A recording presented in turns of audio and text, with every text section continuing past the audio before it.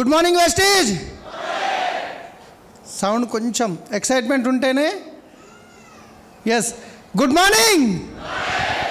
Yes, అన్నిటికంటే ముందు నన్ను ఈ విధంగా రికగ్నేషన్ చేసేంత గొప్ప వ్యక్తినేం కాదు, కానీ మీ అందరూ నన్ను ఆ స్టేజ్కి తీసుకెళ్లారు. కానీ నేను ఏ స్టేజ్ నుంచి వచ్చినా అనేది మీకు తెలుస్తుంది. సో అందరికీ ఒకసారి మనస్ఫూర్తిగా నమస్కారం. సో ఈరోజు నేను ఇక్కడికి రావడానికి కారణం ఏంటంటే, సో రంజిత్ సార్ మేము చాలా మంచిగా ఎప్పటికీ కలిసి ఉన్నప్పుడు మాట్లాడుతుంటాం. ఇంతకుముందు స్టార్ క్రూజ్కి వెళ్ళినప్పుడు కూడా, లాస్ట్ స్విట్జర్లాండ్లో కూడా. సో నా షెడ్యూల్ ఎంత బిజీ ఉంటుందంటే చాలా బిజీ ఉంటుంది, కానీ సార్ అడిగితే నేను కాదని లేను. యాక్చువల్గా నాది నిన్న గృహప్రవేశం అయింది. 1,60,00,000 పెట్టి ఇల్లు తీసుకున్నాను.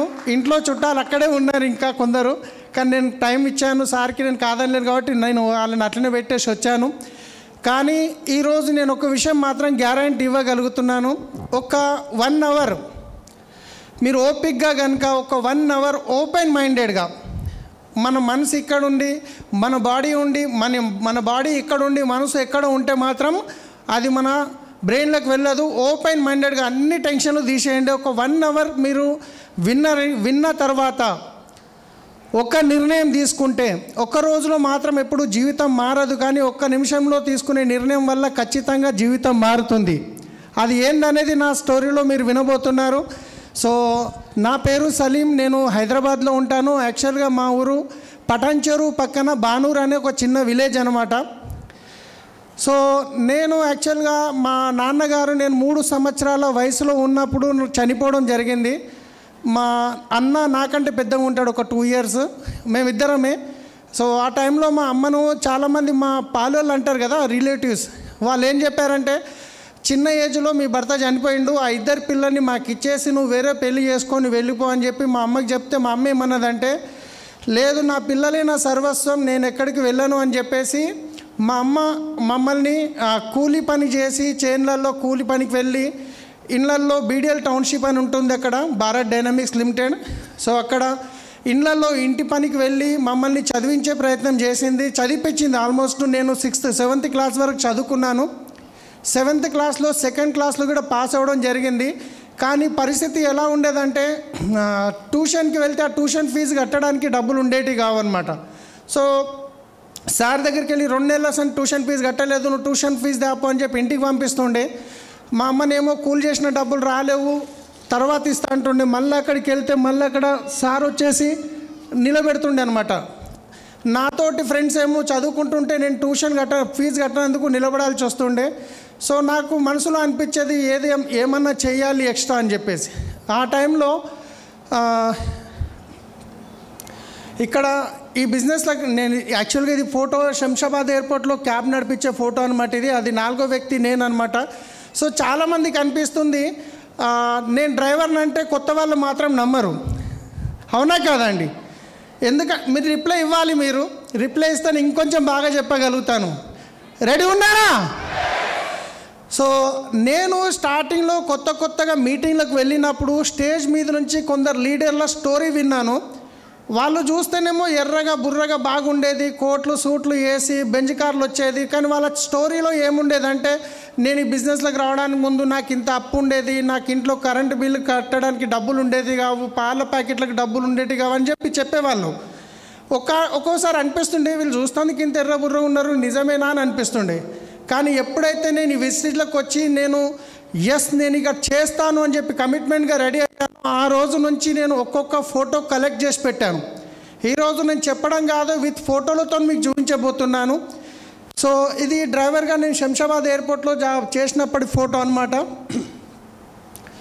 సో ఇక్కడ చూస్తే కనుక ఈ ఇల్లు మాకు గవర్నమెంట్ నుంచి వచ్చిన ఇల్లు అనమాట. ఎప్పుడు ఒక 35 సంవత్సరాల క్రితము, 40 సంవత్సరాల క్రితము. ఈ ఫోటో ఎందుకు పెట్టానంటే, ఇక్కడ పక్కకు మీకు ఒక బండి కనిపిస్తుందా, 4 పైల బండి కనిపిస్తుందా? సో ఆ 4 పైల బండి మీద మా అన్న మా ఊర్లో ఒక వైన్స్ ఉండేది, ఆ వైన్స్ దగ్గర బయట మిర్చీలు, కోడిగుడ్లు, ఇంకా ఆమ్లెట్ లాంటిది అమ్ముతుండే. నేను 6th క్లాస్లో చదివేటప్పుడు, 5th క్లాస్లో 6thలో చదివేటప్పుడు స్కూల్ పోయి వచ్చి పార్ట్ టైంలో అదే వైన్స్లో గ్లాసులు కడిగే పని చేసేవాడిని. నేను గ్లాసులు కడిగే పని చేసేవాడిని. ఆ టైం తర్వాత మళ్ళీ ఏం చేసిన అంటే న్యూస్ పేపర్ వేయడానికి మా ఊరు పక్కనే బిడిఎల్ అని ఉంటుంది, భారత్ డైనమిక్స్ లిమిటెడ్ అని, అక్కడ టౌన్షిప్లో న్యూస్ పేపర్ వేసే పని చేశాను. అక్కడ జీతం ఎంత ఇచ్చేదంటే 150 రూపాయలు ఇచ్చేది. పొద్దున 3 గంటలకు వెళ్ళి మెయిన్ గేట్ దగ్గర పేపర్ వస్తే అదంతా సెట్ చేసుకొని సైకిల్ మీద పెట్టుకొని బిడిఎల్ టౌన్షిప్లో వేసి అక్కడి నుండి ఆర్డినెన్స్ ఫ్యాక్టరీ అని ఉంటుంది, అక్కడికి వెళ్ళి మళ్ళీ 7-8 కిలోమీటర్ సైకిల్ మీద వెళ్ళి పేపర్ వేసి అక్కడి నుంచి మా ఊరికి బానూరుకి వచ్చి మాల్పటేల్ ఉంటుండే వాళ్ళ దగ్గర ఒక పేపర్ వేస్తుంటే ఉదయం ఆంధ్రప్రభ పేపర్ ఉంటుండే. అప్పుడు ఆ పేపర్ అంతా అయిపోయిన తర్వాత ఇంటికి వచ్చి స్కూల్కి వెళ్దాము అని చెప్పి రెడీ అయ్యి అన్నం వేసుకొని కూర వేసుకొని పోతే కూర ఉండేది కాదు. మా అమ్మని అడుగుతుంటే కూర లేదంటే కూలీ డబ్బులు రాలేవు బిడ్డ, కారం పొడి వేసుకొని తినిపో అంటుండే. ఎందుకంటే అలాంటి పరిస్థితి నుంచి నేను ఇక్కడికి రావడం జరిగింది. సో అక్కడ నాకు అనిపించింది మా అన్న ఏదైతే వైన్స్లో పని చేస్తుండేనో అక్కడ ఆయనకు తాగుడు అలవాటు అయ్యి ఆయన సంపాదించింది మొత్తం తాగడానికే అవుతుండే, ఇంట్లో డబ్బులు ఇచ్చేది కాదు. ఇక నాకు అనిపించింది ఇక కరెక్ట్ కాదు, నాతోటి ఫ్రెండ్స్ను చూస్తే బాగా అనిపిస్తాయి. అంటే వాళ్ళు కొంచెం వాళ్ళ పేరెంట్స్ ఉండడం వల్ల వాళ్ళ లైఫ్ స్టైల్ కొంచెం బాగుండేది, మాకేమో ఎప్పుడు ఏదో ఒక లోపం ఉంటుండే, తక్కువ పడుతుండే దేనికైనా. అప్పుడు నేను డిసైడ్ అయిన ఇక కాదు, ఇక నేను స్కూల్ బంద్ చేస్తా, ఏదైనా పని చూసుకుంటా అని చెప్పేసి పేపర్ వేసిన తర్వాత బీడిఎల్ యాన్సిలరీ అని ఉంది, అక్కడ 450 రూపాయల జీతానికి 450 రూపాయల జీతం ఇచ్చేది. బీడిఎల్ యాన్సిలరీలో పనికి వెళ్ళాను. సో ఇది సర్ఫేస్ గ్రైండింగ్ మిషన్ అనమాట, ఆయన నా రిలీవర్. సో అక్కడ నేను పని చేసిన తర్వాత సైకిల్ గిట్ ఉండేది కాదు. ఫస్ట్ షిఫ్ట్ ఉంటే పొద్దున 1 గంట ముందు లేచి 3 కిలోమీటర్లు నడుచుకుంటూ పోయేవాడిని, నడుచుకుంటూ వచ్చేవాడిని ఆ టైంలో.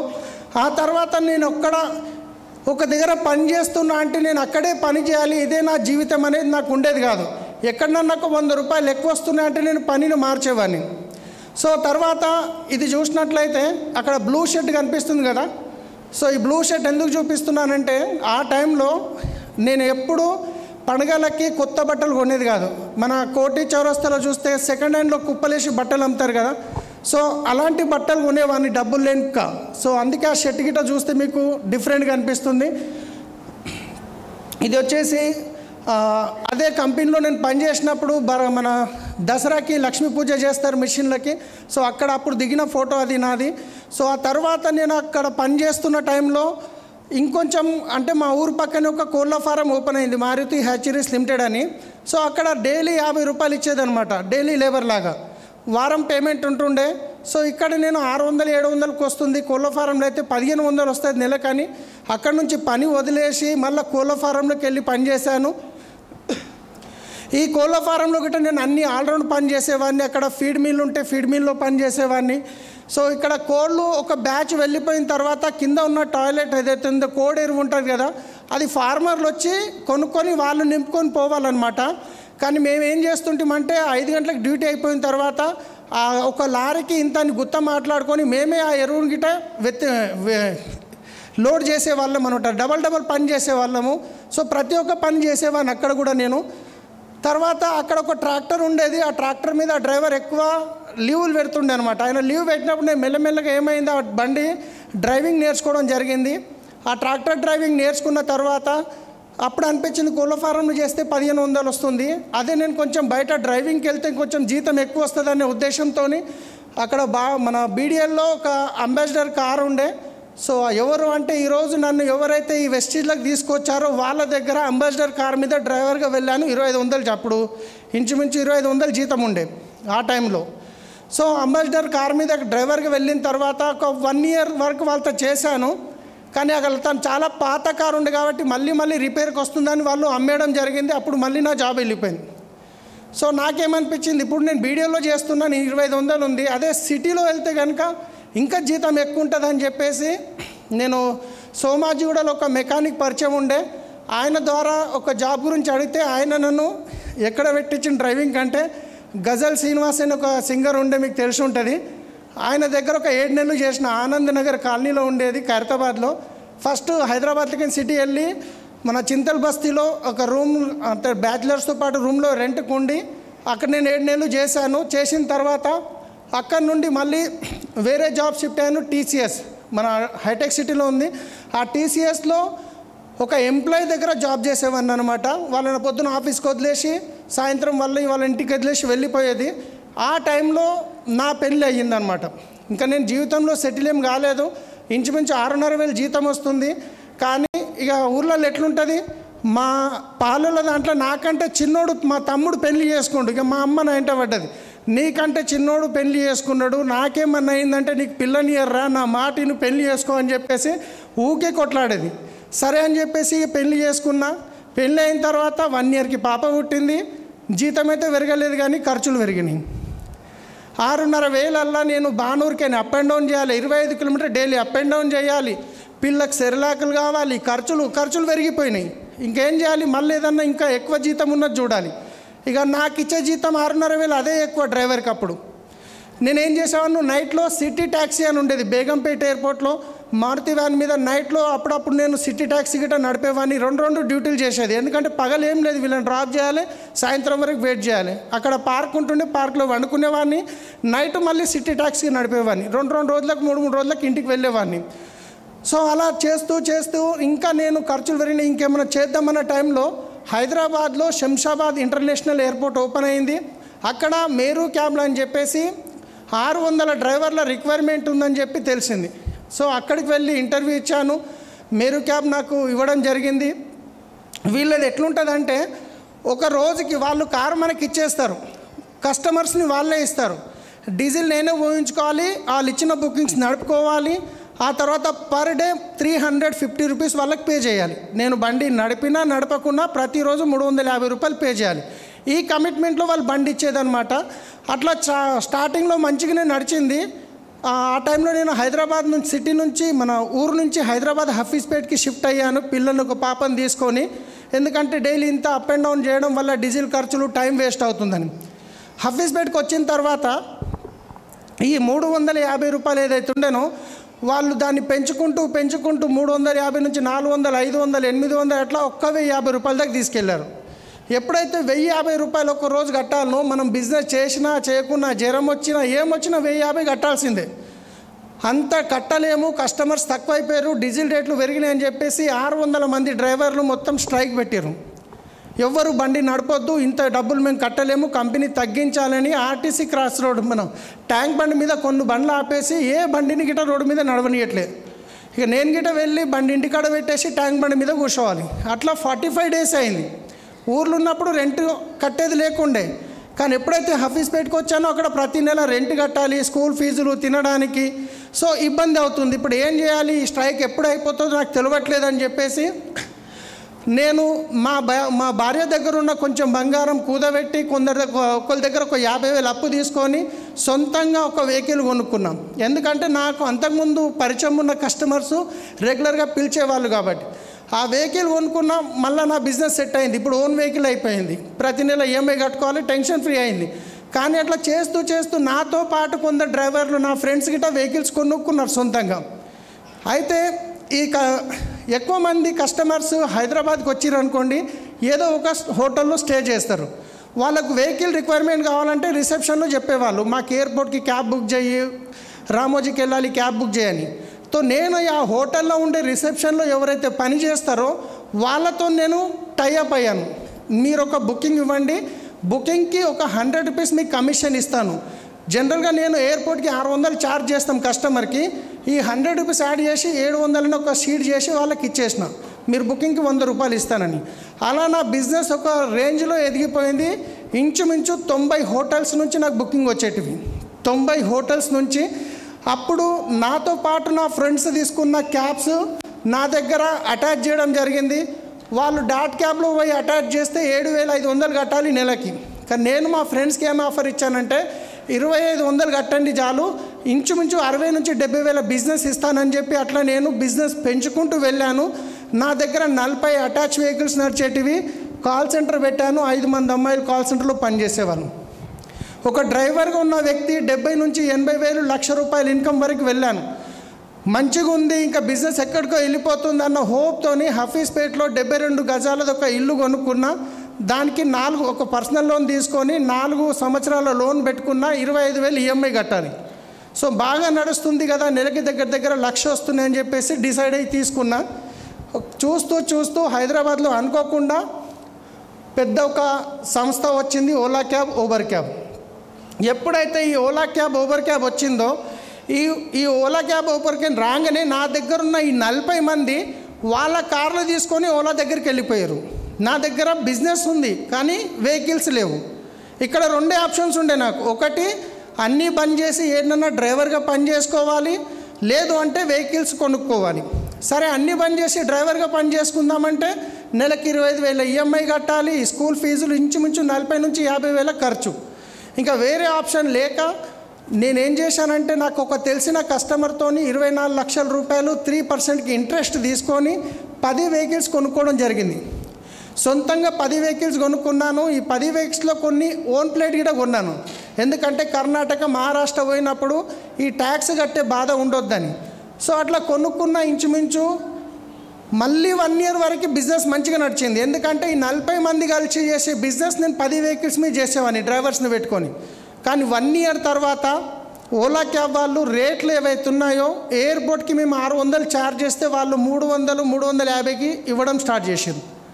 అప్పుడు కార్లు పోతే కార్లు తెచ్చుకున్నాం. కానీ ఇప్పుడు ఏమైంది, కంప్లీట్గా కస్టమర్స్ మొత్తం వెళ్ళిపోయారు. ఇంకా ట్రై చేద్దాం, బిజినెస్ని ఎట్లనన్నా నిలబెడదామని చెప్పేసి 3 నెలలు ట్రై చేశాను. కానీ ఈ 3 నెలలు వెహికల్స్ ఈఎంఐ కట్టాల్సిందే, డ్రైవర్కి శాలరీస్ ఇవ్వాల్సిందే, కాల్ సెంటర్లో పనిచేసే వాళ్ళ జీతాలు ఇవ్వాల్సిందే, ఇంట్లో ఇన్కమ్ జీరో అయిపోయింది. మళ్ళీ 2,70,000 ఎక్స్ట్రా అప్పు చేయాల్సి వచ్చింది. ఇంచుమించు అప్పు 27 లక్షలకి వెళ్ళిపోయింది. ఇన్కమ్ జీరో అయిపోయింది. ఇక నాకు అనిపిస్తుంది ఇక అయిపోయింది, ఇక నేను అంత పెద్ద సంస్థతో నేనే కాదు నాతో పాటు డాట్ క్యాబ్, ఎల్లో క్యాబ్, ఆ క్యాబ్ అన్నీ ఖతం అయిపోయినాయి. ఏ చిన్న క్యాబులు లేవు. ఇంకా ఇక అప్పుల బాధలు ఎక్కువైనాయి. ఇన్కమ్ జీరో అయిపోయింది. మా వైఫ్కి పరిస్థితి తెలియదు, ఇవన్నీ చెప్పలేదు ఆమెకు. ఇక ఒకరోజు ఎట్లా అయిపోయిందంటే సిచ్యువేషన్ కంప్లీట్గా ఉన్న బంగారం గిట ఒక చిట్టీలో ఆయనకి ఎట్లుంటుంది, లోన్ అనుకోండి ఎవరికన్నా పెద్ద అప్పిచ్చేది ఉంటే పోయి కాలు పట్టుకుంటే వదిలేస్తాడు. కానీ చిట్టి పైసలు ఎట్లుంటాయి, 1 నెల కట్టక 2 నెలలు కట్టలేమంటే ఇంటి మీదకి వచ్చేస్తారు. అప్పటిదాకా ఒకరోజు ఏమైందంటే మా వైఫ్ వాళ్ళ నాన్న వాళ్ళ దగ్గరికి ఒక చిన్న దావత్ ఉండి వెళ్ళింది పిల్లలు తీసుకొని. అప్పటిదాకా నేను చిట్టి ప్రతి నెల 25,000 కట్టేది. నేను ఎప్పుడు పోయినా కుర్చేసి ఒక మెడికల్ షాప్ అయినా టీ తాగమని అడిగేది. కానీ 2 నెలలు కట్టకపోయేసరికి ఉల్టా తిట్టడం స్టార్ట్ చేసింది. ఒకరోజు రాత్రి 10 అవుతుంది, ఆయన ఫోన్ వచ్చింది, 2 నెలల సందు కట్టలేవు, నేను ఇంటి మీదకి వచ్చి ఇజ్జత్ తీస్తా, అది తీస్తా అని చెప్పి తిడితే నాకు అర్థమైపోయింది ఇక నా లైఫ్లో ఎండ్ ఉంది, వెనకాల భూమి లేదు, అమ్ముకొని అప్పు కడదామంటే. సో ఇది అప్పు క్లియర్ అవుతుంది అన్నది నాకు క్లారిటీ ఇక అర్థమైపోయింది, ఇక నేను చేయలేనని. ఇంకా ఆ రోజు డిసైడ్ చేసుకున్నా, పైన ఫ్యాన్ తిరుగుతుంది, ఈరోజు సూసైడ్ చేసుకోవాల్సిందే, ఊరేసుకోవాల్సిందే అని చెప్పి మంచం మీద వండుకున్నా. కళ్ళకి నీళ్లు పోతున్నాయి, ఇట్లా లెక్క పెడుతున్నాయి, ఒక 4, ఒక 3, ఇంకా 2, ఇక వేసుకుందామని చెప్పేసి. ఇంట్లో గిట్ట ఇవ్వలేరు. కానీ ఎప్పుడైతే నేను డ్రైవర్గా పనిచేసినప్పుడు ఏదైనా రోడ్డు మీద సిగ్నల్ కాడ పిల్లలు ఆగినప్పుడు డోర్ కొట్టి వాళ్ళు డబ్బులు అడిగేది. వాళ్ళని చూస్తే బట్టలు చినిగిపోయినాయి, పాత ఉండేటి ఎంటికలు ఎట్లనే ఉంటాయి కదా. సో నాకు అర్థమైంది, ఒకవేళ నేను సూసైడ్ చేసుకుంటే రేపు నా పిల్లల పరిస్థితి కూడా ఇదే. మళ్ళీ నాకు పేయి మీద ముళ్ళు వచ్చేసినాయి. నా పిల్లల లైఫ్ నేను చేసిన పొరపాటుకి నా పిల్లల్ని ఎందుకు ఇచ్చేయాలని మళ్ళీ సూసైడ్ని ఆపుకున్నా. ఆ తర్వాత కష్టాల్లో ఉన్నా చూస్తున్నా, ఇంకా ఏం చేద్దామనే ఛాన్స్ లేదు, మొత్తం అయిపోయింది, జీవితం ఖతం అయిపోయింది. నేను చూస్తున్నా దేవుడా నాకు సావు వస్తే బాగుండే, దానికి అదే సావుని గుర్తు చేసుకుంటే హ్యాపీ అనిపిస్తుండే. ఈ అప్పుల బాధలు, ఎందుకంటే నెల 70,000 ఇంట్రెస్ట్ కట్టాలి. సో అప్పటిదాకా రెస్పెక్ట్ ఇచ్చిన వాళ్ళు రెస్పెక్ట్ ఖతం అయిపోయింది. ఇంట్లో తినడానికి తిండి లేని పరిస్థితి అయిపోయింది. రైట్. సో అక్కడ ఇక చూస్తూ పెళ్లికి పెట్టిన బంగారం గిట్ట వెళ్ళిపోయింది. సో ఇది హఫీజ్పేటలో నేను కొన్న ఇల్లు అనమాట. మీరు వీడియోలో కూడా చూసి ఉంటారు. సో మా పిల్లలు అప్పుడు చిన్న ఉన్నారు, అప్పుడు శ్రీనిధి స్కూల్లో చదివేవాళ్ళు. సో ఆ టైంలో నాకు ఒక దేవుడు పంపించినట్టు ఒక కాల్ వచ్చింది, అరుణ కుమారి మేడం అని చెప్పేసి.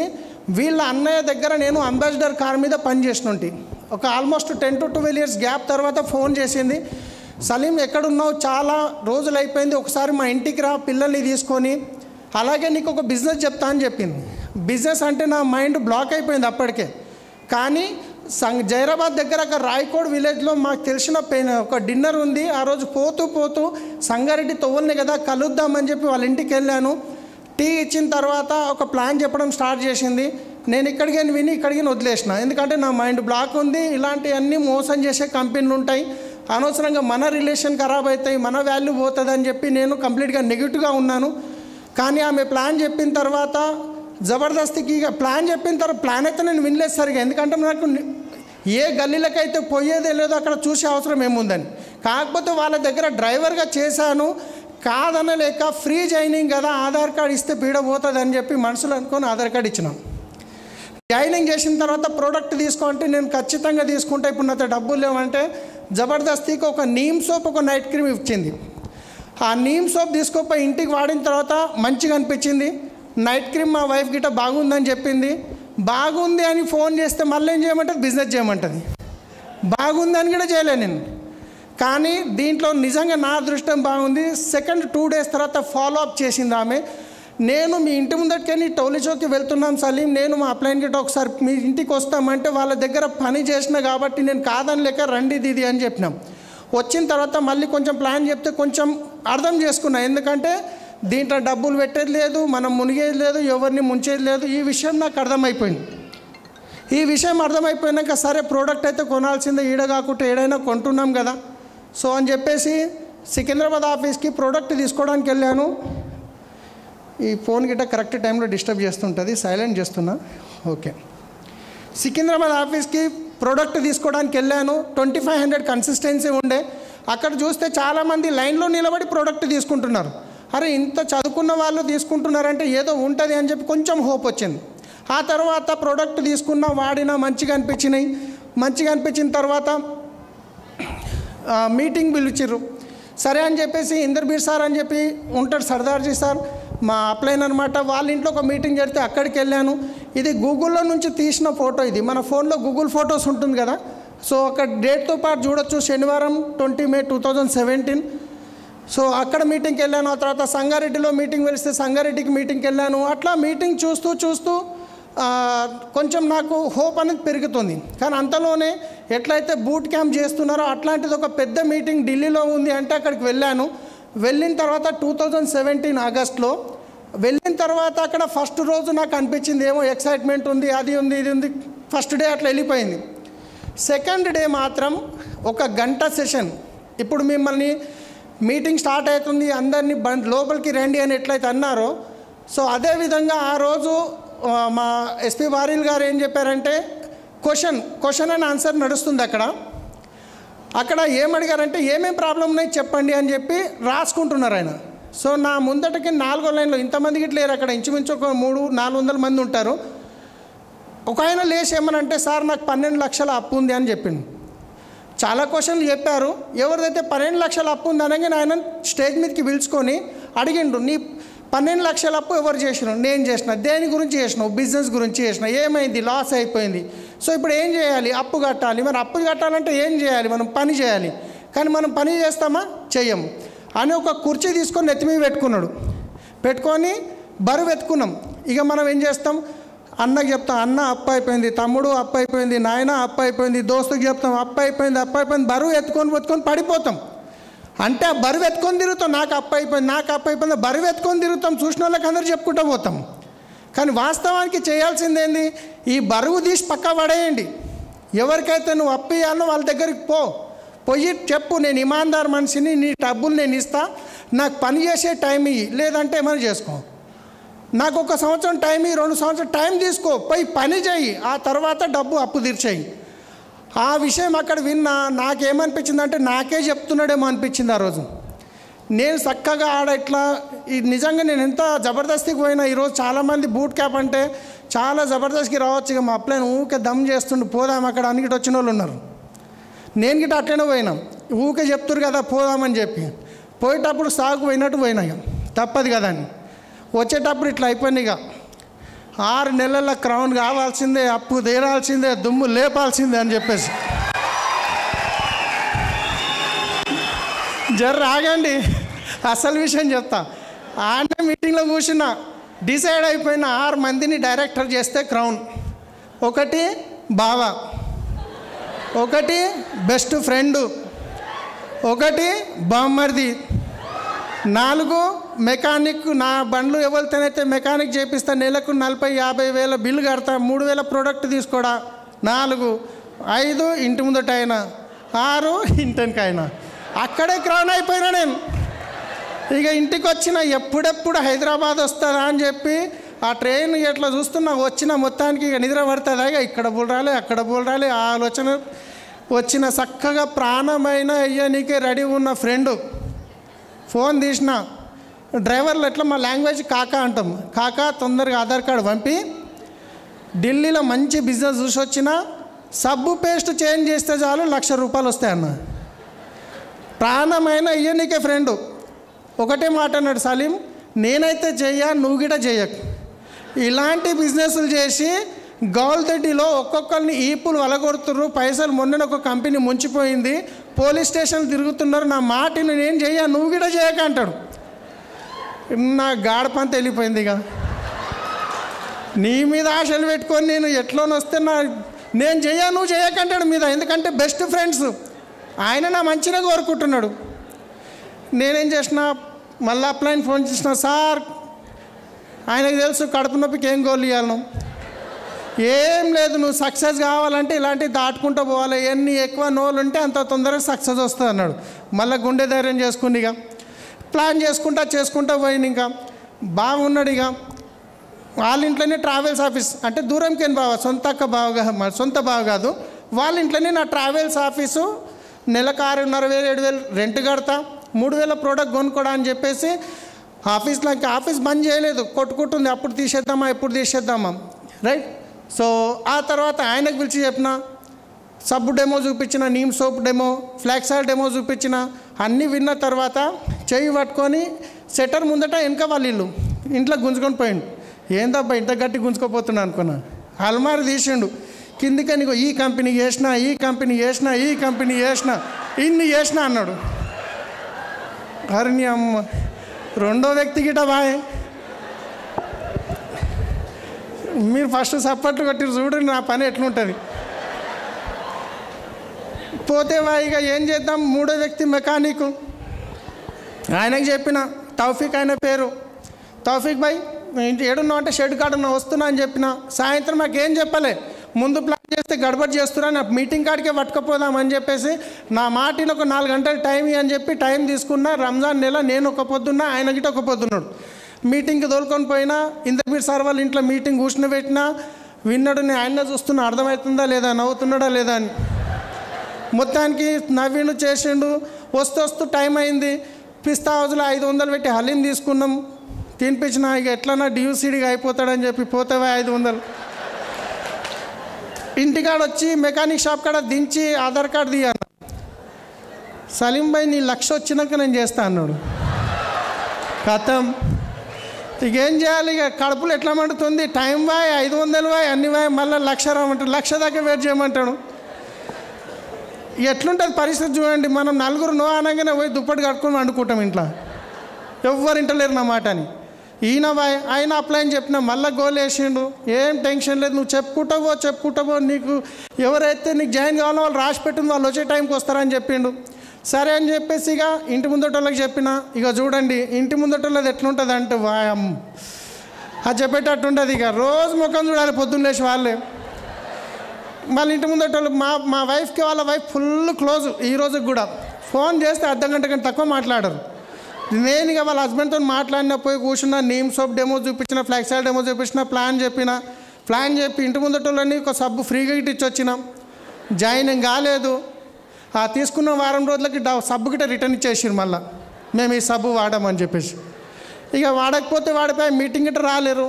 ఇక ఎట్లుంటుంది పరిస్థితి. అంతకుముందేమో ట్రావెల్స్ బిజినెస్ చేసినప్పుడు జీన్స్ ప్యాంట్లు టీషర్ట్లు వేసి తిరిగేది. ఈ బిజినెస్లోకి రాగానే అప్లైన్ సూట్ బూట్ అన్నాడు.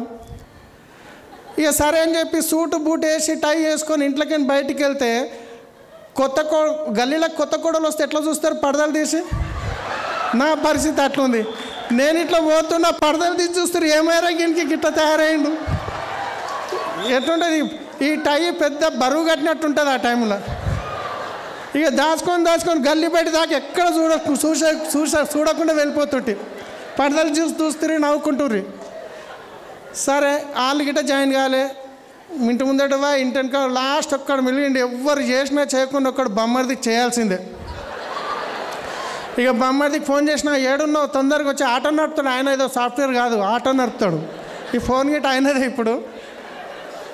ఇక ఎవరు దిక్కులేరు, ఒకడే ఉన్నాడు. ఇక రమ్మంటే వచ్చేసిండు, ఆటో తీసుకొని పక్క పెట్టిండు. మా వైఫ్ ఇక రాగానే మళ్ళీ సేమ్ ప్లాన్ చెప్పిన, డెమో చూపించిన, అన్నీ అయిపోయిన తర్వాత ఫస్ట్ అప్లై చెప్పుకుంటారు. డ్రీమ్ ఉంటేనే బిజినెస్లో తొందరగా సక్సెస్ అవుతారంటే ఢిల్లీకి రాగానే డ్రీమ్ కొంచెం ముందుకు వెళ్ళిపోతున్నా. ఢిల్లీకి రాగానే ఒక డ్రీమ్ రాసి పెట్టిన గోడ మీద. ఏం రాసిన అంటే 2 కోట్ల ఇల్లు, 1 కోటి రూపాయల కారు, 2 లక్షల ఇన్కమ్, మా వైఫ్కి బంగారం, మా పిల్లల రాసి పెట్టేసిన. మా బామ్మడిది వచ్చిన ప్లాన్ చెప్పినాక మా వైఫ్ అంటది, మా తమ్ముడు వచ్చిన గుడ్డు దాపు అన్నది. గుడ్లు దానికే కిరాణా షాప్ పోయినాం. మా బామ్మడిది ఇట్లా మొత్తం తిరిగి చూసిండు, ఏమేమి రాసిండు ఈయన. 2 కోట్ల ఇల్లు అంట, 1 కోటి రూపాయల కారు అంట. ఇల్లు చూస్తేనేమో రేకులు ఇల్లు, గట్టిగా వర్షం పడితే మూలకిని గురుస్తున్నది. సరే ఇక మా పాపతో అన్నాడు, మా పాప చిన్నగుండే, మీ డాడీ పగలైపోయిండు అన్న. ఆమె నాకు చెప్పలేదు, తర్వాత చెప్పింది. బామ్మడిది అప్పుడే అరుచుకుంటుంటుంది. మొత్తానికైతే ఈ చెప్పిన వాళ్ళ దాంట్లో వాళ్ళ మాటలు వినకుండా బామ్మడిది వస్తాడు అనుకుంటే 6 నెలలు ఆయన రాలేడు. ఆయన గిట ఆటో పట్టించుండు, ఇక వస్తా అని చెప్పి రాలేడు. అని నమ్ముకున్న 6 మంది ఏమైంది, వెళ్ళిపోయారు.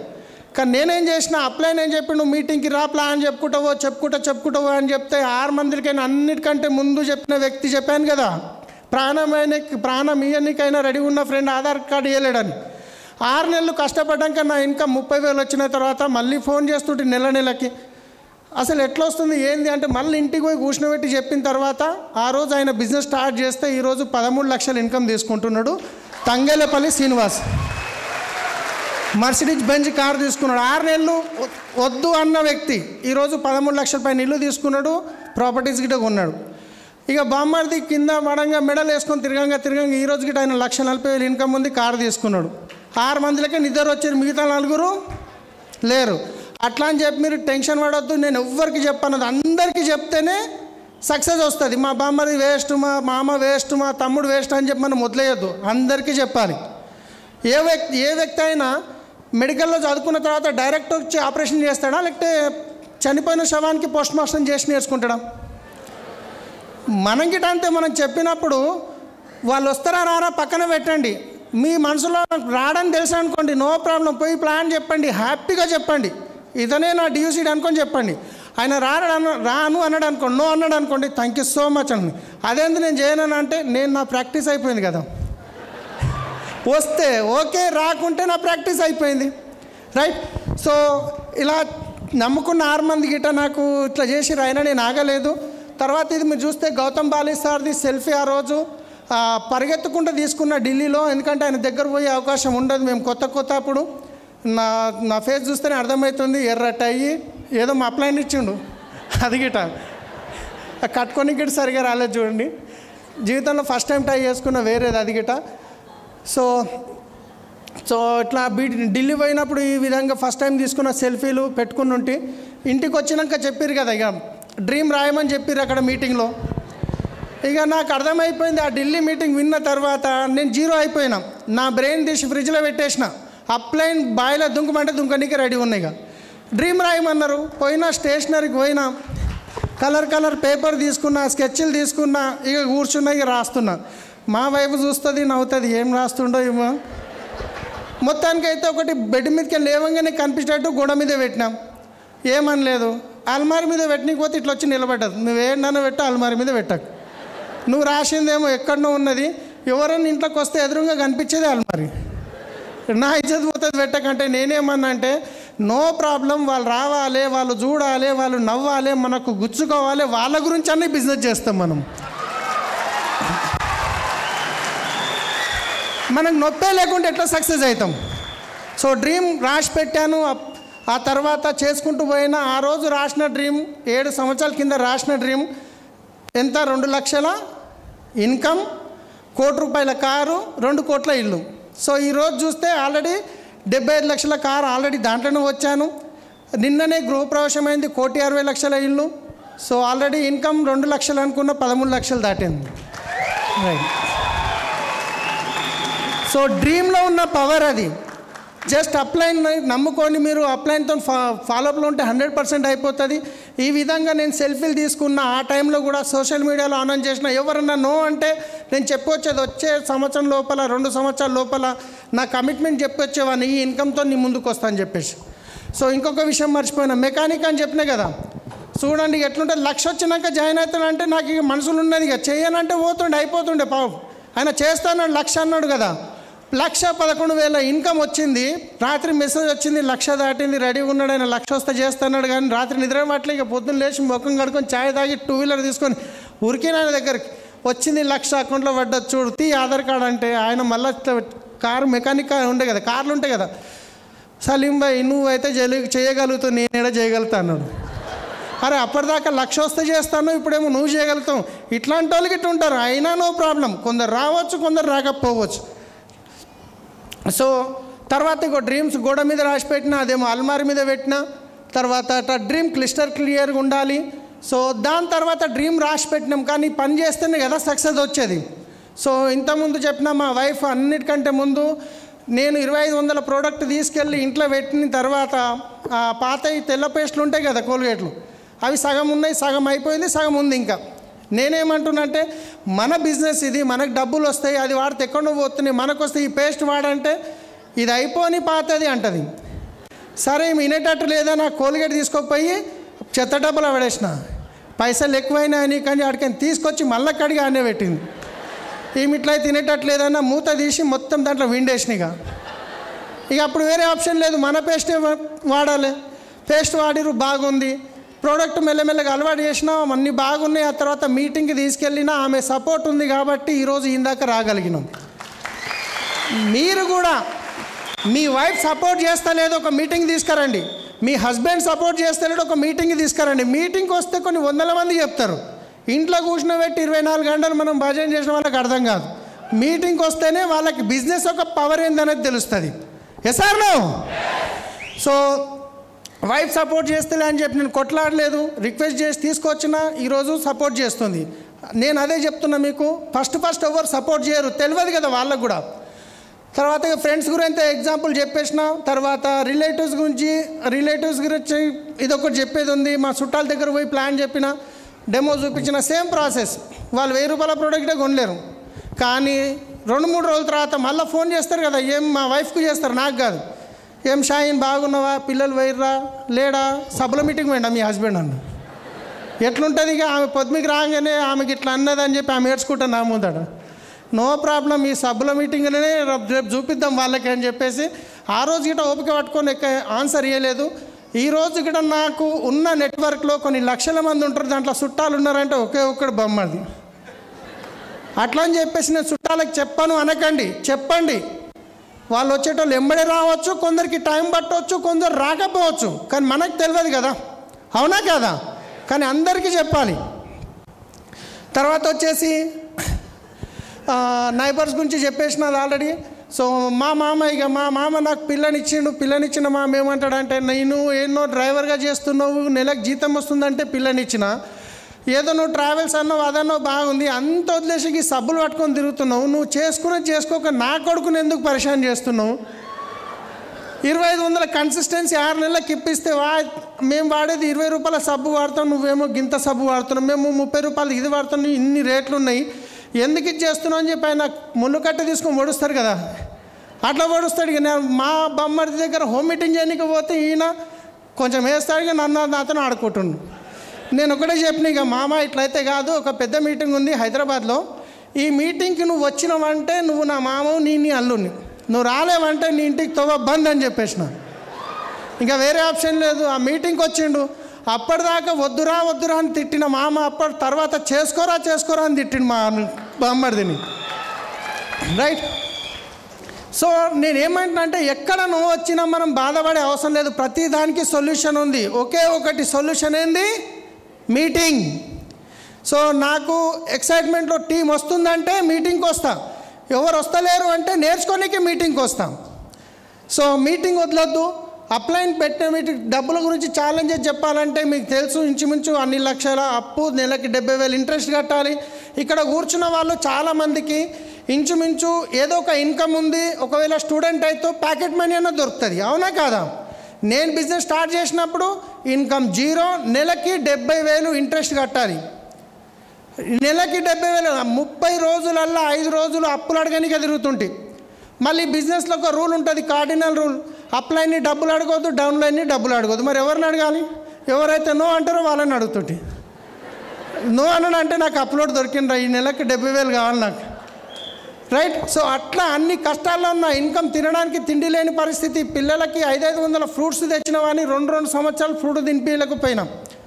సో ఒకరోజు బిదర్లో మీటింగ్ చేయడానికి వెళ్ళాను, జేబులో 10 రూపాయలు ఉన్నాయి. మీటింగ్కి పొద్దున ఇంట్లో అన్నం తినేలా, మధ్యాహ్నం అన్నం లేదు, సాయంత్రం 6 గంటల కాడ మీటింగ్ ఉంది. పైన మీటింగ్ అవుతుంటే కాలు చేతులు వణుకుతున్నాయి. కిందికి వచ్చి చాయ్ ఒక పార్లేజీ బిస్కెట్ తిందామని కిందికి వస్తుంటే నా వెనకాల మా డౌన్ లైన్ వస్తుండు. నేను నువ్వు ఆగు నేను ఇప్పుడే వస్తాను, ఎందుకంటే ఉన్నాయి 10 రూపాయలు, నిన్ను అడగలేను, నీకు పెట్టలేను, నువ్వు ఆగి ఇప్పుడే వస్తాను, కింద పోయి నీళ్ళు తాగి బిస్కెట్ తాగి వచ్చి అలాంటి పరిస్థితుల్లో ఉండి బిజినెస్ చేసినాం. దేవుని దేవాల ఈరోజు మంచి పొజిషన్లో ఉన్నారా లేరా, రైట్. సో చాలా రకాల ఛాలెంజెస్ వస్తాయి. మీరు ఏదైనా కొత్త పని చేసినప్పుడు ఛాలెంజ్ పెరుగుతుంది, ఎందుకంటే భగవంతుడు అనే వాళ్ళు చెక్ చేస్తారు నిజంగా ఈయనకు క్రౌన్ అయ్యే అర్హత ఉందా లేదా, ఆయనకు డియూసిడి అయ్యే అర్హత ఉందా లేదా, రేపు లక్షల మంది నెట్వర్క్ వస్తే ఈయనను వాళ్ళని బ్యాలెన్స్ చేయగలుగుతాడా లేడా అనే టెస్ట్ చేస్తాడు.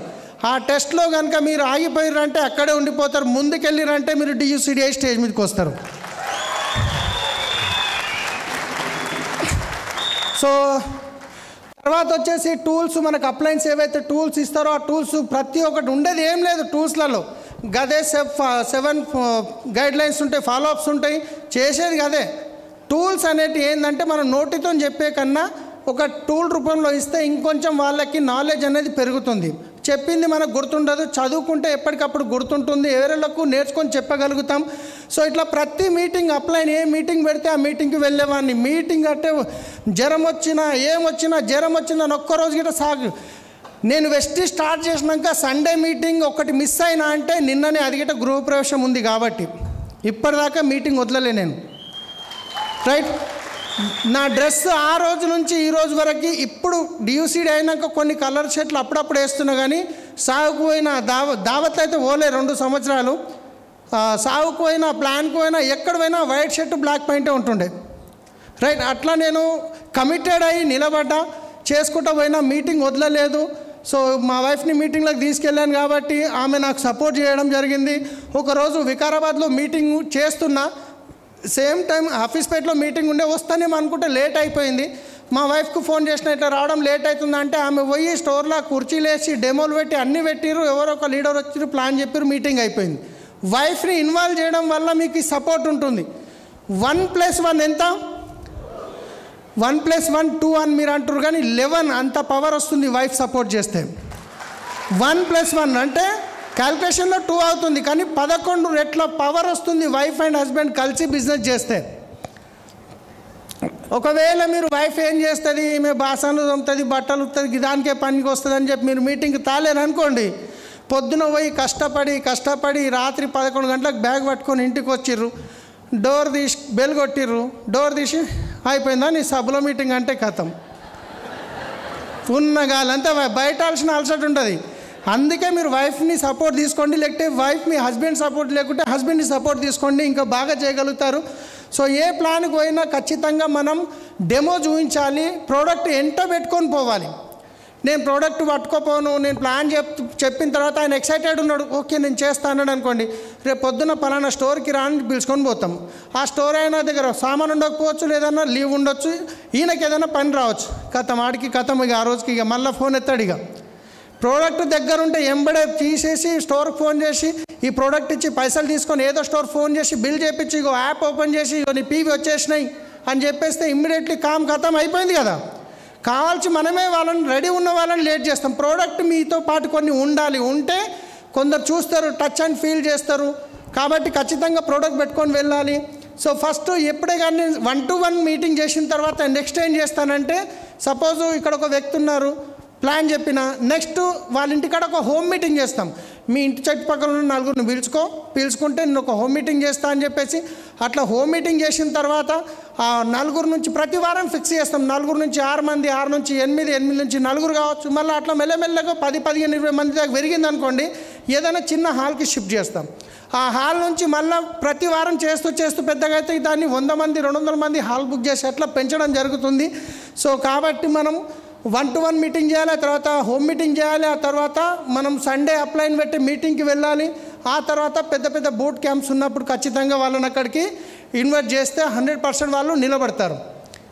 రైట్. సో ఇక్కడ అగ్రి ట్రైనర్తో ఇక్కడ నాకు అంతకుముందు అగ్రి గురించి ఎలాంటి నాలెడ్జ్ లేకుండే, కానీ ఒక మీటింగ్కి వెళ్ళి ట్రైనింగ్ నేర్చుకొని ఇంప్లిమెంట్ చేసి ఈరోజు మీకు తెలుసు అగ్రిలో ఎంత మంచి బిజినెస్ జరుగుతుందో తెలంగాణ, ఏపీలో. సో ఎప్పుడే కానీ మీటింగ్ పోయినప్పుడు డైరీ పట్టుకొని పోవాలి, అక్కడ నేర్చుకోవాలి, ఇంప్లిమెంట్ చేయాలి. మళ్ళీ వచ్చిన తర్వాత ఫీల్డ్ వర్క్ చేయాలి. నేను నేర్చుకున్న నాలెడ్జ్ ఇక్కడనే పెట్టుకుంటా అంటే కాదు, మనం ఫీల్డ్కి వెళ్ళి పని చేస్తేనే మనకు ఎక్స్పీరియన్స్ వస్తుంది. తర్వాత మీటింగ్లకు ఈ విధంగా మేము ప్రమోట్ చేసేవాళ్ళము. సో ఏ మీటింగ్ ఉన్నా కానీ. సో ఇక్కడ ఒక ఎగ్జాంపుల్ చూపిస్తాను మీకు. ఇప్పుడు ఇక్కడ ఉన్న వ్యక్తి, నేను డియూసిడి అయిపోయినా కదా, నేను డైమండ్లో ఉన్నప్పుడు వీళ్ళు ఉన్నారు నలుగురు, ఇక్కడిద్దరు కదా, ఇక్కడ ముగ్గురు, ఇక్కడిద్దరు. సో ఇప్పుడు ఈ టైంలో వాళ్ళు ఏ లెవెల్ ఉండొచ్చు చెప్పగలుగుతారు వాళ్ళను? నేను డియూసిడి ఉన్నా, నాతో పాటు జర్నీ చేసిన వాళ్ళు ఏ లెవెల్లో ఉండొచ్చు? ఒక్కరు గిట లేరు. అట్లా అని చెప్పేసి నేను ఎందుకు చెప్తున్నా అంటే, మన టీంలో ఎవరన్నా ఒక వ్యక్తి పోయిందంటే అబ్బా అయిపోయింది నా పని అని కూర్చుంటాం. ఒకవేళ అట్లా పోతుర్రు అంటే అది సక్సెస్ యొక్క ప్రాసెస్. టెన్షన్ పడకండి. మనం ఇక్కడ నుంచి ఢిల్లీ ప్రయాణం మొదలు పెట్టినామంటే మనతో పాటు ఎవరైతే ట్రైన్లో కూర్చుంటారో వాళ్ళందరూ ఢిల్లీకి వస్తారా? కొందరు మధ్యన దిగిపోతారు, కొందరు కొత్త వాళ్ళు ఎక్కుతారు, కొందరు దిగిపోతారు, కొందరు కొత్త వాళ్ళు ఎక్కుతారు. మీరు గిట్ట బిజినెస్ స్టార్ట్ చేస్తారు, కొందరు వస్తారు మిమ్మల్ని గోల్డ్ చేస్తారు, కొందరు వస్తారు మిమ్మల్ని స్టార్ చేస్తారు, కొందరు వస్తారు క్రౌన్ చేస్తారు, కొందరు వస్తారు డీసీడీ చేస్తారు, కొందరు వస్తారు డియూసీడీ చేస్తారు. మన కమిట్మెంట్తో ముందుకు వెళ్తూనే ఉండాలి. వచ్చేటోళ్ళు వస్తారు, పోయేటోళ్ళు పోతారు, దాని గురించి టెన్షనే లేదు. ఒకవేళ ఎవరైనా పోయిరు అంటే నో ప్రాబ్లం, మా ఇంట్లోకి కొంచెం చెత్త కాలైపోయింది అనిపిస్తుంది నాకు. ఎవరన్నా వచ్చి పక్క కంపెనీకి గుంజుకొని పోయిండు అన్నకు మంచి పని అయిపోయింది, ఇప్పుడే పోయిండు, పెద్దగా అయినాక పోతే కష్టమవుతుండే అనిపిస్తుండే. మంచి పని చేసినావు, థ్యాంక్ యూ నాయన, నా ఇంట్లో చెత్త ఖాళీ చేసినావు, నేను ఇప్పుడు కమిట్మెంట్ వాళ్ళతో పని చేస్తా అని చెప్పేసి ఇంకా ఎక్సైటెడ్ అయి పని చేసేవాడిని. సో పోతురని బాధపడే అవసరం లేదు. ఎవరి అదృష్టంలో అట్లుంటే అట్లనైతే అది ఉంటుంది. మన కమిట్మెంట్, మన డ్రీమ్ పెట్టుకొని పని చేయాలి. సో ఈ విధంగా మీటింగ్లకు వెళ్ళే వాళ్ళం. ఇక్కడ చూస్తే మా ఫ్రెండ్ చెప్పిన కదా, ప్రాణమైన అయ్యనికే రెడీ ఉన్న ఫ్రెండ్ ఆధార్ కార్డు ఇవ్వలేడని చెప్పి ఢిల్లీ మీటింగ్ పట్టుకొని పోయినా. ఆ రోజు చూస్తున్నారు ఇక్కడ పక్కన కూర్చున్నారు. సో ఈరోజు ఆయన ఇన్కమ్ డిసైడ్ అయిపోయాడు. ఇక్కడ చూస్తే ఇట్లా విఎల్సి కంపెనీ మీటింగ్, ఏ మీటింగ్ ఉన్నా వదిలేదు కాదు. ప్రోడక్ట్ నాలెడ్జ్ గిట్ట అంతే ఇంపార్టెంట్. రైట్. ఈ విధంగా మేము ఆ టైంలో హైదరాబాద్లో నేను బిజినెస్ స్టార్ట్ చేసినప్పుడు ఏప్రిల్ 2017 హైదరాబాద్ మొత్తంలో ఒకే ఒక స్టోర్ ఉండే. నేను హఫీజ్పేట్లో ప్లాన్ చెప్పిన తర్వాత ప్రోడక్ట్ ఎక్కడ తీసుకోవాలి, సబ్ అయిపోతే సికింద్రాబాద్ పోవాలన్నా, పేస్ట్ అయిపోతే సికింద్రాబాద్ పోవాలన్నా అని క్వశ్చన్లు వస్తున్నాయి. ఏం చేయాలో అర్థం కాలేదు.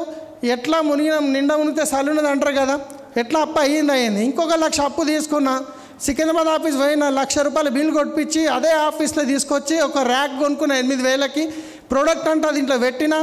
ఎవరికి ప్లాన్ చెప్పి ఏడా స్టోర్ అంటే హఫీజ్పేటలో ఉన్నది, పో ఆడ కూర్చొని బిల్ రాపించుకొని నువ్వు ప్రోడక్ట్ తెచ్చుకో, 3 రోజులలో నీకు బిల్ వస్తుంది అని చెప్పేసి 3 రోజులకు ఒకసారి పోయి సికింద్రాబాద్ హెడ్ ఆఫీస్లో బిల్స్ కొట్టించి తీసుకుపోయి వాళ్ళకి ఇచ్చేది. ఆ తర్వాత స్టోర్లు పెరుగుతున్నాయి, మీకు తెలిసిందే. అట్లా అని చెప్పి ఈరోజు మీరు 1,00,000 రూపాయలు కొనాల్సిన పని లేదు. ఈరోజు మస్తు స్టోర్లు అయినాయి. మీకు ఎప్పుడు మీ దగ్గర ఒక 10-15 వేల స్టాక్ ఉందనుకోండి, మీకు బిజినెస్ చేయడం ఈజీ అవుతుంది. రైట్. సో అట్లా అని చెప్పి దీనివల్ల నాకు యూజ్ అయిపోయింది. తర్వాత ఇక మనం ఎవరెవరికి చెప్పాలనో మనము ఫోన్లో మాత్రం బిజినెస్ చెప్పొద్దు. ఫోన్లో బిజినెస్ చెప్పినామనుకోండి ఇక వాళ్ళు ఫోన్ లేపరు. ఇంటికి వెళ్ళి చెప్పాలి, లేదా ఇంటికి పిలుచుకొని చెప్పాలి. సో ఈ విధంగా లీస్ట్ తయారు చేసుకొని ఎవరెవరికి ఏ మీటింగ్కి ఇన్వైట్ చేయాలో ఇట్లా లీస్ట్ తయారు చేసుకొని ఇంటికి వెళ్ళి ప్లాన్ చెప్పేవాళ్ళం. ఇంతకుముందు చెప్పిన ఫోన్లో చెప్పినప్పుడు మా ఫ్రెండ్ 6 నెలలు నాకు ఆధార్ కార్డు ఇవ్వలేడు, కానీ ఎప్పుడైతే ఇంటికి పోయి ప్లాన్ చెప్పినో ఈరోజు ఆయన బిజినెస్లో ఏ లెవెల్కి వెళ్ళిండు.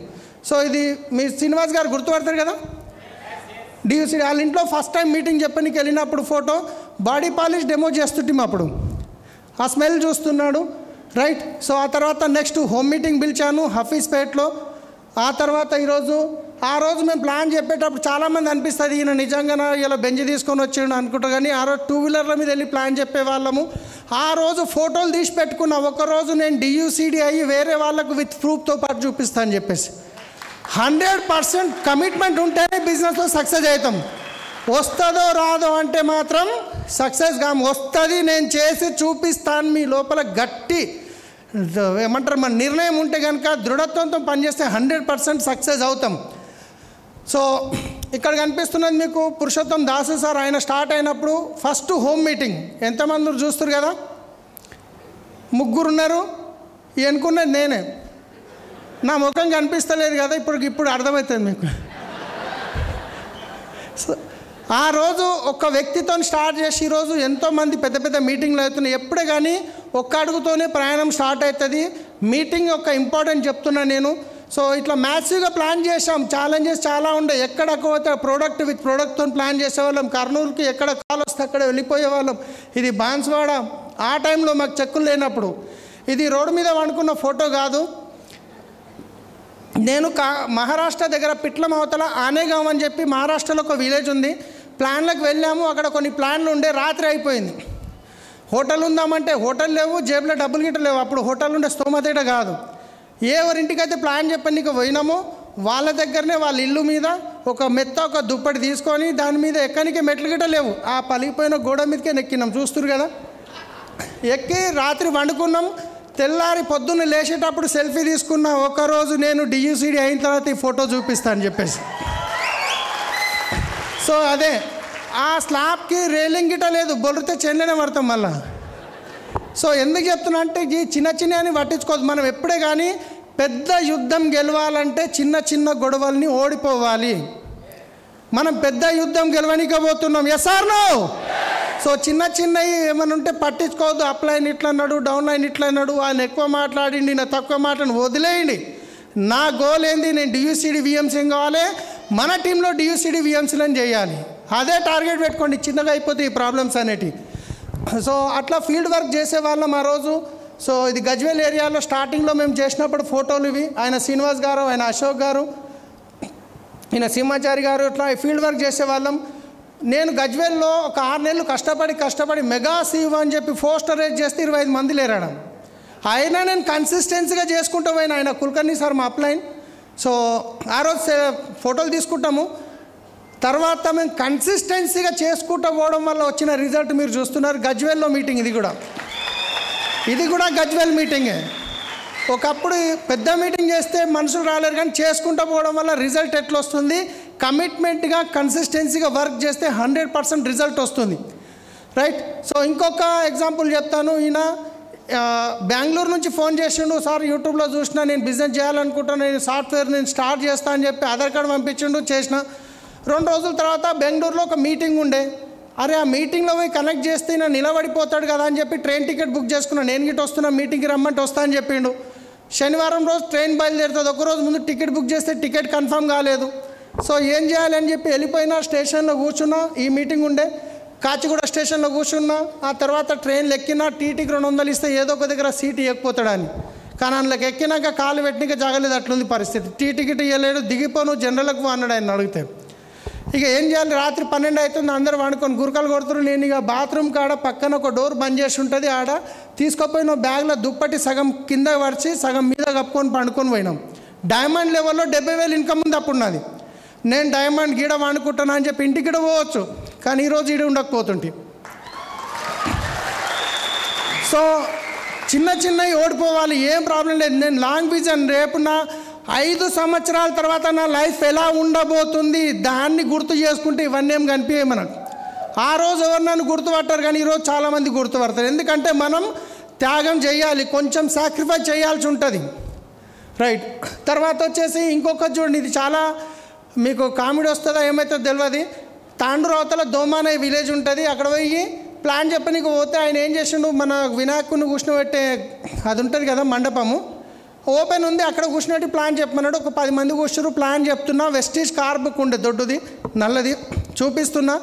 2 బైక్ మీద వచ్చిర్రు. ప్లాన్ అయిపోయినాక కార్ బుక్ చూపేటప్పుడు వచ్చిర్రు. వాళ్ళు చూసిర్రు. ఏమో కార్లు అంటుండ్రు, బెంజ్ కార్లు అంటారు, అది అంటారు. చక్కగా 100కు ఫోన్ చేసిండు పోలీసు వాళ్ళకి. సార్ ఇంతకుముందు ఊర్లకు ఇట్లనే చెప్పి కార్లు అన్నారు, లక్షలు అన్నారు, ఊరిని దోసుకొని వేరు దొంగలు మళ్ళీ వచ్చిర్రు సార్, పట్టుకున్న తొందరగా రండి అని చెప్పి ఫోన్ చేసిండు. వాళ్ళకి పట్టించిండు. నేను మా 2 ఫ్రెండ్లు పోలీస్ స్టేషన్ తీసుకుపోయి. ఇక పోలీసు వాళ్ళ లాంగ్వేజ్ ఎట్లుంటుందో తెలిసిందే. ఏమరా ఎక్కడికైనా వచ్చినవరా, ఏమరా, ఇక తిట్టు స్టార్ట్ చేసి కూర్చుని పెట్టి మా పక్కన ఉన్న ఫ్రెండ్కి ఇట్లా వాళ్ళు లోపల కొట్టుకుంటుంది ఎవరు తీసుకుపోతారు ఇడికేనని చెప్పేసి నేనేం చేసిన అంటే, సార్ నాకు ఒక 5 నిమిషాలు టైం ఇవ్వండి, నేను చెప్పేది విన్న తర్వాత నన్ను తప్పు ఉంటే లోపల వేసేయండి, లేకుంటే పర్వాలేదు అని చెప్పిన. సరే అని చెప్పి నలుగురికి చుట్టూ కూర్చుని పెట్టుకొని ప్లాన్ చెప్పి ఫ్లెక్సైల్ డెమో చూపించిన. నలుగురు జాయిన్ అయిపోయారు.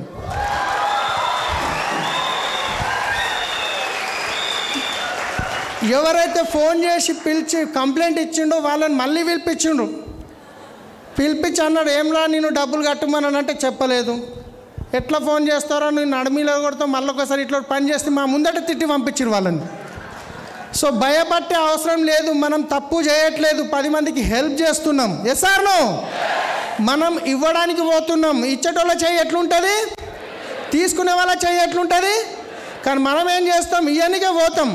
ఆడికి పోయినాక ఇదేం కంపెనీ మస్తు చూసినా, మా తమ్ముడు చేసిండు, బొమ్మడు చేసిండు, బేకార్ అనగా మనం తీసుకొని వస్తాం. అరే చేయకపోయాను, మనం ఇయ్యనిక పోతున్నాం. ఒకవేళ ఆయన ఓకే అంటే రేపు ఆయనకు టైం ఇచ్చి ఆయన లైఫ్ చేంజ్ చేయడానికి మనం టైం ఇస్తున్నాం ఆయనకు, అవునా కాదా? కాబట్టి నో అన్న టెన్షన్ పడొద్దు. మనం ఇచ్చేవాళ్ళు ఎప్పుడే కానీ అట్లా గర్వంగా చెప్పొద్దు, మనం ఉన్నది చెప్తున్నాం, మనకు ఎవరు మోసం చేయట్లేము, రైట్? సో ఇట్లా నేను పని చేయడానికి పోయినప్పుడు ఛాలెంజెస్ పెరుగుతాయి అని చెప్పడానికి ఎగ్జాంపుల్ చూపిస్తున్నాం. అయ్యో నన్ను తీసుకుపోయి పోలీస్ స్టేషన్లో కూర్చోబెట్టారు, రేపటి సంది నేను వెస్టేజ్ చేయ అంటే వాళ్ళు చెప్పడమే తప్పులేదు, కానీ నా నిర్ణయం తప్పు అవుతుండే. Yes or no?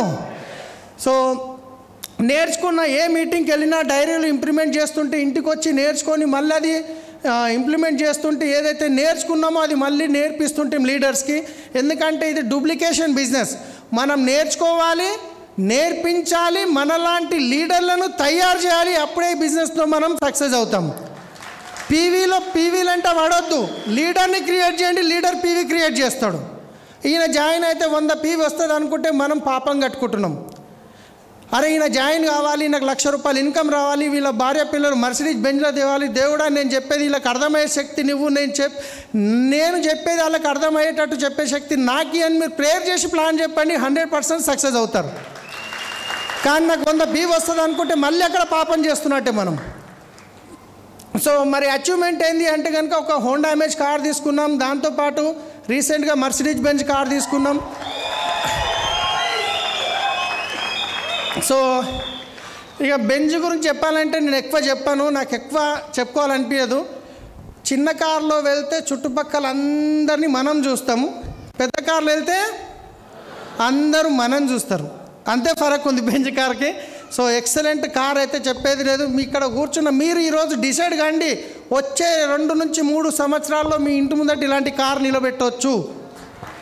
మీరు డిసైడ్ కావాలి, ఒక నిర్ణయం తీసుకునే అవసరం ఉంది. సో దాంతోపాటు ఇక్కడ చూస్తే నిన్ననే గృహప్రవేశం అయిందని చెప్పాను కదా. సో 1,60,00,000 అయింది విత్ ఇంటీరియర్తోని. ఆ వీడియో ఒక 2-3 రోజులలో చేసి పంపిస్తాను, ఎందుకంటే ఇంకా ఇంట్లో నుంచి సామాన్ మొత్తం షిఫ్టింగ్ చేయలేదు. నిన్ననే దావత్ అయింది, ఇవాళ ఇక్కడ వచ్చిన, ఇవాళ షిఫ్టింగ్ ఉండే, అది పోస్ట్పోన్ చేసి ఇక్కడ వచ్చిన. అది మొత్తం సెటప్ చేసినాక వీడియో చేసి గ్రూప్లలో సార్కి పంపిస్తాను నేను. తర్వాత వచ్చేసి ఒకప్పుడు 15,000 ఫోన్ 16,000 ఫోన్ వాడితే గొప్ప ఉండేది, కానీ ఈరోజు నేనే ఫోన్ కాదు, నా ఇంట్లో మా పాపకి వైఫోనే, అందరికీ మొత్తం ఇక ట్యాబ్ ల్యాప్టాప్ అన్నీ ప్రతి ఒక్కటి. అంటే ఎక్కడికి చేంజ్ అయిందని చెప్పడానికి చెప్తున్నా, నేనేదో గొప్పగా తీసుకున్నాను చెప్పట్లేదు, ఇది మీకు కూడా అవకాశం ఉంది అని చెప్తున్నాను. సో ఏదైతే బంగారం బొడగొట్టుకున్నామో అది తీసుకున్నాం, తర్వాత కొత్త బంగారం తీసుకున్నాం, తర్వాత సెకండ్ టైం మళ్ళీ తీసుకున్నా. ఇప్పుడు మళ్ళీ అడిగిన బంగారం కావాలంటే వద్దంటుంది మా వైఫ్. అది ఎక్కువైన కొద్దీ ఏడికి పోయినా కానీ దిమాగ్ మొత్తం ఇంట్లోనే ఉంటుంది, ఇంట్లో బంగారం ఉండి ఏమవుతుంది. ఇప్పటిదాకానేమో నీ ముఖానికి ఇప్పించినామంటుండే, ఇప్పుడేమో వద్దంటుంది. సో కాబట్టి అవసరమంతా కొన్నాము, ఎంత కొన్నామో చెప్పాము, ఎందుకంటే అని చెప్పుకునేటట్టు ఉండదు. కొన్నాం అవసరం ఉన్నంత. ఇది తాజ్ కృష్ణ హోటల్ హైదరాబాద్లో. ఇదే హోటల్లో నేను ట్యాక్సీ నడిపేటప్పుడు కస్టమర్ని తీసుకుపోయి డ్రాప్ చేసి మళ్ళీ రిటర్న్ తీసుకుపోయేది ఉంటుండే. సో ఇది పార్కింగ్ ఏరియా. సాయంత్రం పూట ఆడ పార్కింగ్ కారు పెట్టి ఆ లద్దాలోకి కస్టమర్ వస్తున్నారంటే మాకు కనిపిస్తారని ఇక్కడ కూర్చొని చూస్తుంటే దోమలు కరిస్తే దోమల్ని కొట్టుకుంటూ కూర్చునే వాళ్ళం. కస్టమర్ అడిగిన కనిపించగానే ఉరికితో పోయి బండి తీసుకొని గేట్ కాడ పెట్టి డోర్ తీసి ఎక్కండి అని చెప్పి కూర్చుని పెట్టేవాళ్ళం, ఎందుకంటే పోయేటప్పుడు ఒక 20-30 రూపాయలు టిప్ ఇస్తాడని. అలాంటిది అదే హోటల్లో తినడానికి వెళ్తే 8,500 అయింది. అదే హోటల్లో తినడానికి పోతే 8,500 అయింది. ఆ రోజు హోటల్ లోపలికి వెళ్తుంటే నా లోపల ఉన్న దయ్యం, డ్రైవర్ దయ్యం బయటకు పోలే. మళ్ళీ ఫీలింగ్ వస్తుంది, నాకు డ్రైవర్ని కదా లోపలికి పోవాలను. నేను ఆల్రెడీ 7-8 లక్షలు సంపాదిస్తున్నా. ఆ హోటల్ ఎప్పుడు పోయింది లేదు. ఫస్ట్ టైం పోయినప్పుడు స్టార్టింగ్లో డీసీడీ అయినప్పుడు అనుకుంటా, లోపలికి పోయి అడిగిన రిసెప్షన్లో, మేడం అన్నమేడ తినాలని అడుగుతున్నాను. కస్టమర్ ఎట్లుంటాడు, అంత పెద్ద హోటల్లో పోతే రుబాబ్గా పోయి కూర్చుంటాడు, ఇట్లా పిలుస్తాడు. కానీ మన ఫీలింగ్ అట్లా లేదు, మన డ్రైవర్ లోపల ఉంది కదా. సో ఆయన పోయినాం, తిన్నాం మొత్తానికి. తర్వాత అక్కడనే హోటల్లో దిగినాం. ఒకప్పుడు ఎక్కడ ట్రైన్ వెస్టిల్కి రాకముందు ట్రైన్కి ఎక్కలేదు వాస్తవానికి. కానీ ఈరోజు ఎక్కడికి పోయినా విత్ ఫ్లైట్ మాత్రమే చూస్తున్నాం. లైఫ్ ఎక్కడి నుంచి ఎక్కడికి చేంజ్ అయింది, రైట్. సో ఫారెన్ ట్రిప్స్కి వెళ్ళాం 2019లో. మలేషియా ఇవన్నీ సార్ గిట్ ఉన్నారు, అప్పుడు రంజిత్ సార్ గిట్ ఉన్నారు. సో ఇవన్నీ వెళ్ళాము. స్టార్ క్రూజ్ గిట్ట వెళ్ళాము. తర్వాత ఇది అక్కడ స్టార్ క్రూజ్తో దిగిన ఫోటోలు. ఇది పటాయా. చాలామంది నాకు తెలుసు ఎక్కడ చూస్తారో, నేను గిట్ట గమనించలేదు. వాళ్ళు వెనకాల గెస్ట్ వాళ్ళు అనమాట, హోస్ట్లు అనమాట. వాళ్ళ గురించి ఫోటో తీయలేదు నేను. వెనక పటాయా కనిపిస్తుంది కదా, దాని గురించి తీసుకున్నా. మీరు పొరపాటు పడకండి. ఈ ఫోటో ఎందుకు పెట్టినా అంటే 2019లో పోయినప్పుడు తీసుకున్న ఫోటో నుంచి ఫోన్ నుంచి తీసుకున్న ఫోటో. అది 16,000 ఫోన్ ఉండే శాంసంగ్. కానీ ఈరోజు 2 లక్షల ఫోన్తో తీసుకున్న ఫోటో ఇది. సెకండ్ టైం గిట్ట పటాయా వెళ్ళాను. సో దీంట్లో డిఫరెన్స్ ఏంటంటే, అప్పుడేమో మొత్తం లైఫ్లో టెన్షన్స్, అప్పుల టెన్షన్స్, ఆ టెన్షన్స్ ఉండే. కానీ ఈరోజు అన్నీ ఫ్రీ అయిపోయినాయి, ఫ్రీడమ్గా ఉన్నాం. చేంజెస్ కనిపిస్తున్నాయి కదా. తర్వాత ఇది థాయిలాండ్లో టైగర్ పక్కన పోయి కూర్చొని దాన్ని తొక్క పట్టుకొని కూర్చున్నాం. ఏముంటుంది, మాట చంపేస్తుంది. పిల్లలకి ఇంకెక్కువ డబ్బులు వస్తాయి, టెన్షనే లేదు, రైట్. సో ఫ్రీడమ్గా లైఫ్ అయిపోయింది అనమాట, ఎలాంటి టెన్షన్ లేకుండా. పిల్లల్ని ఎక్కడంటే అక్కడ తీసుకుపోతున్నాం, వాళ్ళు చెప్పిన చోటికి. ఒకప్పుడు ఒక లోన్ తీసుకోవడానికి సిగ్నేచర్లు పెట్టేవాళ్ళం, 60-70 లోన్లు సిగ్నేచర్ పెట్టిస్తుండే ఒక్క కార్ లోన్కి. కానీ ఈరోజు అది ఆటోగ్రాఫ్గా మారింది. సో ఒకప్పుడు బాలీ సార్తో పరిగెత్తుకుంటూ సెల్ఫీ తీసుకునే వాళ్ళం. కానీ ఈరోజు వాళ్ళతో కలిసి, వాళ్ళతో బోన్ చేస్తూ, వాళ్ళతో కూర్చుంటూ ఫోటో దిగే అవకాశం ఉంది. సో ఇది అందరికీ అవకాశం ఉంది, నాకు ఒక్కనికి కాదు. మీకు గిట్ట నిర్ణయం తీసుకుంటే 100% ఇది సాధ్యమవుతుంది, right. So highest level DUCD achievement అయిపోయింది. ఇది హైయెస్ట్ ఇన్కమ్ 13,34,000. అట్లా అని చెప్పేసి ఎప్పుడో వచ్చిందని కాదు, ప్రతి నెల 12 lakhs ప్లస్ ఉంది. So consistency income, right. So ఒక డిజైర్, ఈరోజు ఒక నిర్ణయం తీసుకొని వెళ్ళండి. ఎస్, పేదవాడిగా పుట్టడం తప్పు కాదు, కానీ పేదవాడిగా చనిపోవడం తప్పు. ఈ డైలాగ్ చాలాసార్లు విన్నాం. నిజంగా చెప్తున్నా, ఈరోజు మీరు ఒక డిసైడ్ అయిపోవాలి, ఒక నిర్ణయం తీసుకొని పోవాలి. మీ అప్లైన్కి ఒక కమిట్మెంట్ ఇవ్వాలి. నేను వచ్చే సంవత్సరం లోపల ఇంత చెక్ తీసుకుంటా, ఈ లెవెల్ అచీవ్మెంట్ చేస్తాను. మీ అప్లైన్కి ఈరోజు కమిట్మెంట్ ఇవ్వండి, పని చేయండి. ఏం లేదు, మీరు చూసిరు కదా ఎక్కడి నుంచి స్టార్ట్ చేసి ఎక్కడి వరకు వచ్చినాం. సో ఒక బర్నింగ్ డిజైర్ ఏంటంటే, సో ఒక స్టూడెంట్, ఒక టీచర్ ఒక స్టూడెంట్కి పాఠం చెప్తున్నాడు అంటే అందరికీ.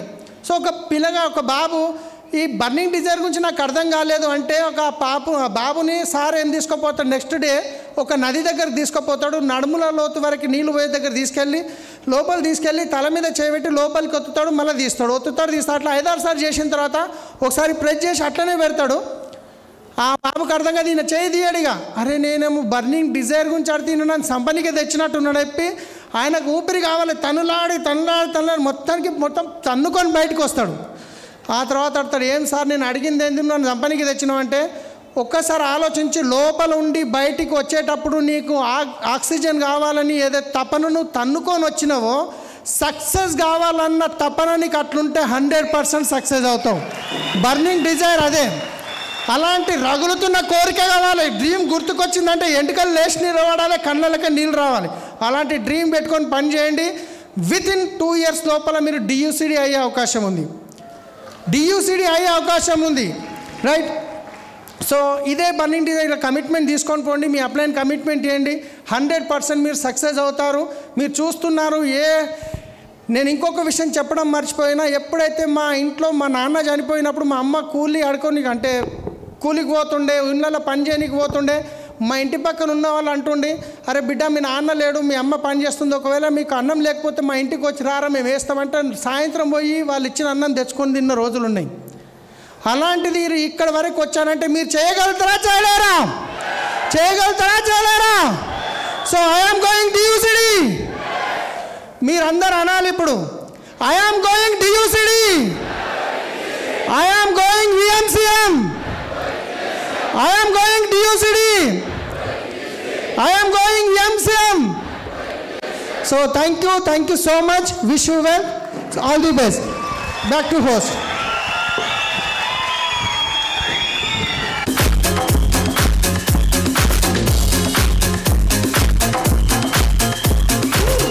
గట్టిగా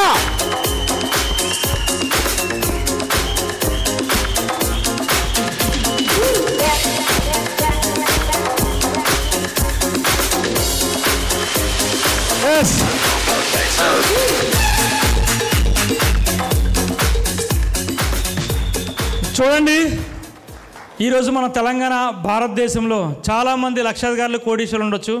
ఎవరు వాళ్ళ సీక్రెట్ చెప్పరు. ఇలా నేను తయారయ్యాను, ఒక పేదరికం నుంచి వచ్చాను ఎవరు చెప్పరండి. అవునా కాదా? సో ఎంతసేపు అందరు తీసుకోవడానికి చూస్తారు తప్ప ఇవ్వడానికి చూడరు. నిన్న గృహప్రవేశం అయ్యి ఇంట్లో గెస్ట్ ఉన్నా కూడా మన దగ్గరికి వచ్చారు. బట్ చాలామంది ఇప్పుడు వెళ్ళిపోవడానికి ప్రయత్నం చేస్తున్నారు.